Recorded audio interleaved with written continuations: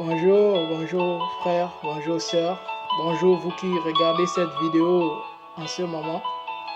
Que la paix, la grâce, la miséricorde, la bonté de notre Seigneur Jésus-Christ, par notre Dieu, créateur du ciel, de la terre et de toutes choses, soit encore votre partage, et que lui seul vous sanctifie, corps, âme et esprit, vous rendant irrépréhensible, irréprochable, c'est-à-dire tout votre être sans souillure, sans péché, jusqu'à l'avènement de notre Seigneur et Sauveur Jésus-Christ, ou encore jusqu'à la fin de vos jours sur cette terre. Telle est ma prière pour vous, frères, telle est ma prière pour vous, sœurs, telle est ma prière pour moi chaque jour. Et que cet enseignement encore, en ce jour, soit encore profitable pour que nous portions des fruits dignes de sainteté, comme la Bible dit, afin d'être agréable à notre Dieu, notre Père, et à son envoyé qui est notre Seigneur et Sauveur, Jésus-Christ. Eh bien, frères, c'est au nom de Jésus-Christ que nous prêchons l'Évangile, c'est au nom de Jésus-Christ que nous annonçons les commandements, les préceptes ou encore les instructions que le Père a données. Donc c'est encore en ce nom que je viens glorifier le Père, qui est le véritable Dieu, l'alpha et l'oméga, le commencement et la fin, le premier et le dernier, celui qui ne ment point, mais qui est fidèle en toutes choses, celui qui a les voies les plus excellentes et qui les conduit dans sa bonté et son amour, qui est compatissant en toutes choses et qui est digne d'honneur, de gloire, de puissance et de majesté. Oui, c'est en ce Dieu que je viens encore aujourd'hui, bien-aimés frères, vous exposer sa volonté en ce jour dans notre thème intitulé, qui est d'ailleurs une question, Père spirituel ou Père dans la foi. Frères, sœurs, c'est une question que nous nous posons généralement. Nous nous posons souvent la question, pourquoi est-ce que le Seigneur Jésus-Christ a dit n'appelez personne sur la terre votre Père? Pourquoi est-ce que le Seigneur Jésus-Christ a demandé de ne pas faire des hommes notre Père? Alors nous nous posons la question de savoir de quel Père s'agit-il, parce que à la lumière des Écritures, nous avons un Père dans la foi, et c'est d'ailleurs encore même la même Bible qui nous conseille ce Père dans la foi qui est Abraham. Et nous voyons aussi que dans les Écritures, nous avons un homme, l'apôtre Paul, ainsi que les autres qui pouvaient appeler les disciples, certains disciples tels que Timothée ou Tite, comme étant leur fils. Alors, si quelqu'un vous appelle fils, vous êtes alors considéré comme son père. Mais ici, devrait-on dire que l'apôtre Paul désobéissait à la parole du Seigneur Jésus-Christ lorsqu'il dit que n'appelez personne votre père, parce que c'est sûr et certain, même si ce n'est pas écrit, que Timothée ou Tite, les disciples qui ont grandi auprès de Paul, l'appelaient père. Donc nous n'avons pas la preuve, mais c'est sûr, puisque si l'apôtre Paul appelait fils, ça veut dire que certainement les fils considéraient l'apôtre Paul comme leur père. Donc ici, nous allons donc examiner les Écritures et comprendre en réalité de quel Père s'agit-il. D'où la question Père spirituel ou Père dans la foi. Maintenant, Matthieu 23, 8 à 12. La Bible dit, mais vous, ne vous faites pas appeler Rabbi, car un seul est votre maître. Et vous êtes tous frères. Ça, c'est la parole de Jésus-Christ. Au verset 9, il dit, et n'appelez personne sur la terre votre Père, car un seul est votre Père. Celui qui est dans les cieux, donc Dieu. Ne vous faites pas appeler directeur, car un seul est votre directeur, le Christ. Le plus grand parmi vous sera votre serviteur, et quiconque s'élèvera sera abaissé, et quiconque s'abaissera sera élevé. Matthieu 23, 8 à 12. Voici l'instruction qu'a donnée le Seigneur et Sauveur Jésus-Christ aux disciples ou encore aux apôtres. Et ici, nous comprenons que le Seigneur demande d'appeler personne Père sur la terre, que ce soit Jésus-Christ lui-même, que ce soit les apôtres, que ce soit les disciples. Donc ici, nous sommes dans l'instruction qu'a donnée le Seigneur et Sauveur Jésus-Christ.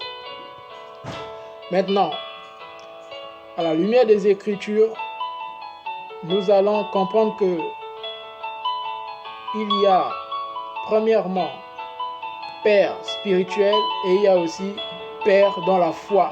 Abraham est notre Père dans la foi, nous le savons tous.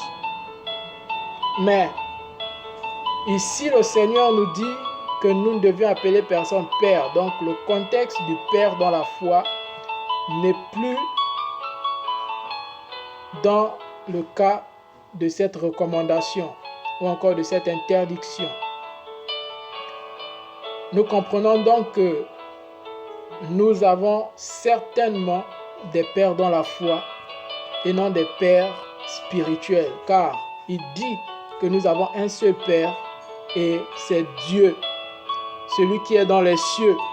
Donc c'est Dieu qui est notre Père spirituel et non un homme. Dieu est le seul à être appelé Père, ou encore que nous devions appeler Père spirituel, car il est celui qui nous a envoyé l'Esprit Saint. Même Jésus-Christ ne peut pas être appelé Père spirituel, mais dans le passage, il dit que nous devions l'appeler Maître, nous devions l'appeler Directeur, parce qu'il est le seul directeur, le seul berger, celui qui est capable de conduire l'Église au bon port. Maintenant, nous avons un phénomène dans les assemblées ou encore dans les églises entre guillemets de ce siècle. Et ce phénomène, c'est le phénomène de père spirituel. Plusieurs se font appeler père spirituel et exigent même d'ailleurs de se faire appeler comme tel. Et nous allons comprendre que ces derniers vont prendre comme verset biblique ou encore histoire dans la Bible Élie et Élisée.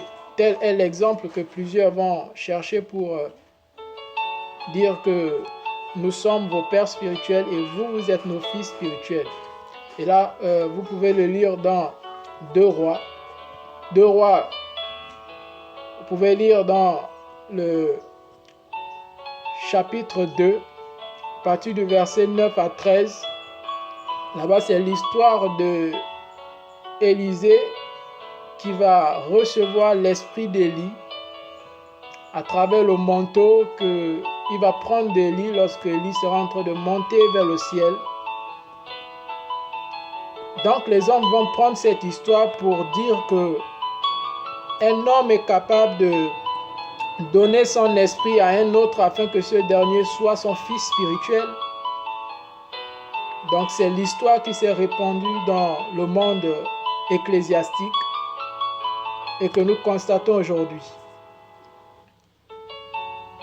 Mais comme j'aime bien le dire et comme je l'ai appris de Dieu, de l'esprit dans le secret, nous devions étudier la parole de Dieu de sorte que l'ancienne alliance nous apprend l'accomplissement dans la nouvelle alliance. Donc nous passons de la foi, de la loi, à la foi, de la loi à la grâce, de l'ancienne alliance à la nouvelle alliance.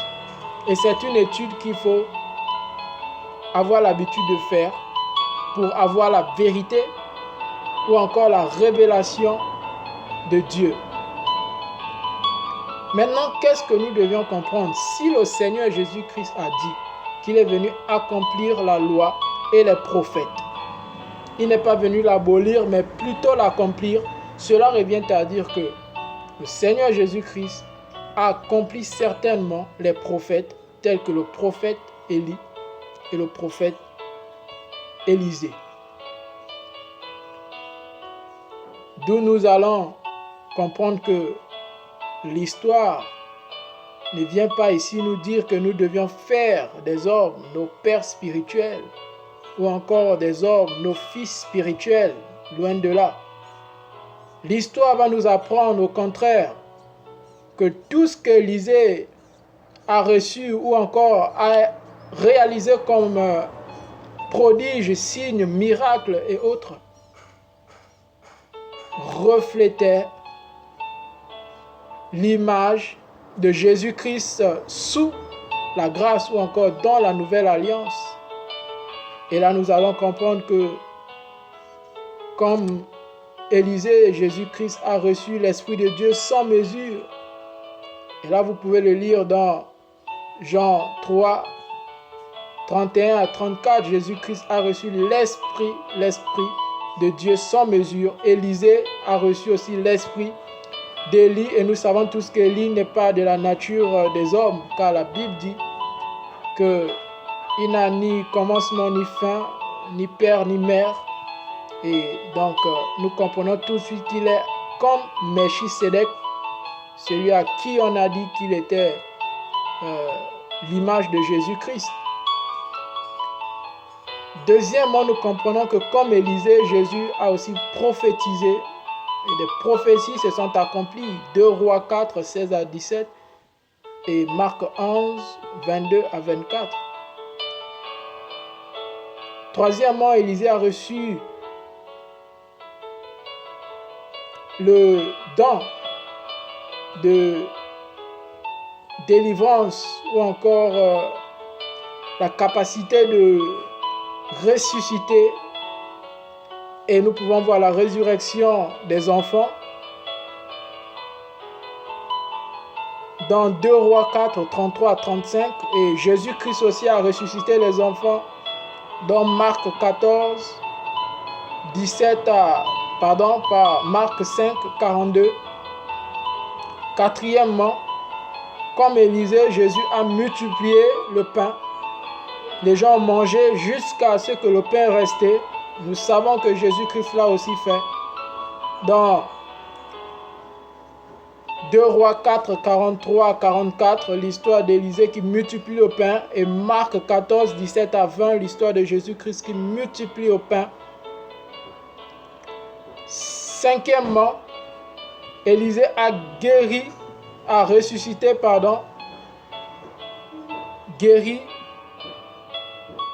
dans l'eau du Jourdain. Dans 2 Rois 5, 10 et Jean 9, 7. Comme par Élisée, finalement, par Jésus-Christ, les morts aussi ressusciteront. Comme vous lisez 2 Rois 13, 21, on nous dit que les ossements d'Élisée avaient ressuscité un mort. Et c'est l'image de qui? De Christ qui s'est sacrifié et qui à la fin, par sa mort, va ressusciter les élus ou encore ceux qui ont cru, ceux qui ont marché à la lumière de la parole de Dieu, qui ont fait la volonté du Père à travers lui. Donc, il y aura la résurrection des morts. Frères, sœurs, bien-aimés du Seigneur, peuple de Dieu, nous devions faire très attention aux enseignants de ce temps. Les enseignements que nous recevons ne sont pas forcément de Dieu. Et ce qui est dit, si cela n'est pas examiné avec l'Esprit de Dieu, nous allons nous jeter facilement dans la confusion et dans le péché. C'est pourquoi, frères et sœurs, je vais simplement vous appeler à vous repentir de cette manière de prendre les hommes pour vos pères spirituels, car ce n'est pas le cas. Nous avons des pères dans la foi, un pasteur qui vous garde, qui vous nourrit avec la parole de Dieu, qui vous enseigne, est votre père dans la foi parce que c'est un ancien dans la foi qui a reçu l'Esprit de Dieu c'est votre Père dans la foi. Comme Abraham était notre Père dans la foi, comme plusieurs patriarches sont nos pères dans la foi.